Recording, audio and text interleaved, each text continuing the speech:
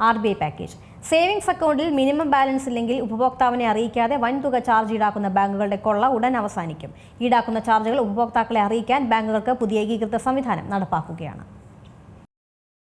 Savings അക്കൗണ്ടിൽ minimum balance ഇല്ലെന്നതടക്കം ഉപഭോക്താവിനെ അറിയിക്കാതെ വൻതുക ചാർജ് ഈടാക്കുന്ന ബാങ്കുകളുടെ കൊള്ളയ്ക്ക് പൂട്ടിടാനൊരുങ്ങുകയാണ് RBI. സേവനങ്ങൾക്ക് ഈടാക്കുന്ന ചാർജുകൾ ഉപഭോക്താക്കളെ അറിയിക്കാൻ ബാങ്കുകൾക്ക് പുതിയ ഏകീകൃത സംവിധാനം നടപ്പാക്കും. ഈടാക്കുന്ന ചാർജുകൾ വ്യക്തമായും കൃത്യമായും ബോധ്യപ്പെടുത്താനും ഉപഭോക്താക്കൾക്ക് ആശയക്കുഴപ്പമുണ്ടാകാതിരിക്കാനും ഒരേ സേവനത്തിന് വ്യത്യസ്ത ഫീസ് ഈടാക്കുന്നത് ഒഴിവാക്കാനുമാണ് ഏകീകൃത സംവിധാനം കൊണ്ടുവരുന്നത്. നിലവിൽ പല സേവനങ്ങൾക്കും ബാങ്കുകൾ വ്യത്യസ്ത ഫീസാണ് ഈടാക്കുന്നത്. ചില ബാങ്കുകൾ ചാർജ് മറച്ചുവെക്കുകയും സങ്കീർണമായ പദങ്ങൾ ഉപയോഗിച്ച് ഉപഭോക്താവിനെ തെറ്റിദ്ധരിപ്പിക്കുകയും ചെയ്യുന്ന സാഹചര്യത്തിലാണ് പുതിയ നടപടി വരുന്നത്. സർക്കാർ സമ്മർദ്ദത്തെ തുടർന്ന് സേവിങ്സ് അക്കൗണ്ടിൽ മിനിമം ബാലൻസ് വേണമെന്ന നിബന്ധന മിക്ക പൊതുമേഖലാ ബാങ്കുകളും ഈയിടെ പിൻവലിച്ചിരുന്നു. ഏകീകൃത സംവിധാനം നടപ്പാക്കുന്നത് സംബന്ധിച്ച് രാജ്യത്തെ ബാങ്കുകളുമായി RBI ചർച്ച നടത്തുന്നുണ്ടെന്നാണ് വിവരം. എല്ലാ ബാങ്കുകളും അവരുടെ സേവന നിരക്കുകൾ കാണിക്കുന്നതിന് ഏകീകൃത സംവിധാനം ഉപയോഗിക്കണമെന്ന കാര്യത്തിലാണ് ചർച്ച. വായ്പാപേക്ഷ നൽകുന്നത് മുതൽ അംഗീകരിക്കുകയോ തള്ളുകയോ ചെയ്യുന്നതുവരെയുള്ള ലോൺ പ്രോസസ്സിംഗിന് ഈടാക്കുന്ന ചാർജുകളടക്കം ഇതിൽ ഉൾപ്പെടുമെന്നും റിപ്പോർട്ടുകളുണ്ട്. അതേസമയം കഴിഞ്ഞ മാസം RBI നൽകിയ നിർദ്ദേശങ്ങൾ ബാങ്കുകൾ പരിശോധിച്ചു വരികയാണെന്നും സ്വകാര്യ പൊതുമേഖലാ ബാങ്കുകൾ തമ്മിലുള്ള കൂടിയാലോചനകൾക്ക് ശേഷം അഭിപ്രായങ്ങൾ പങ്കുവയ്ക്കുമെന്നും വിവരമുണ്ട്.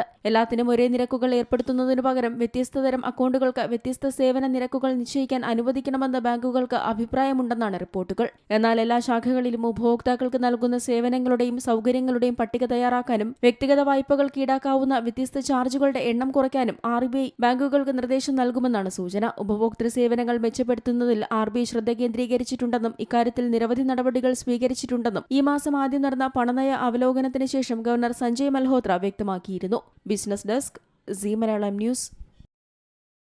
ഏറ്റവും പുതിയ വാർത്തകളും വിശേഷങ്ങളും വിരൽ തുമ്പിലറിയാൻ സീ മലയാളം ന്യൂസ് എല്ലാ ഡിജിറ്റൽ പ്ലാറ്റ്ഫോമുകളിലും ലഭ്യം.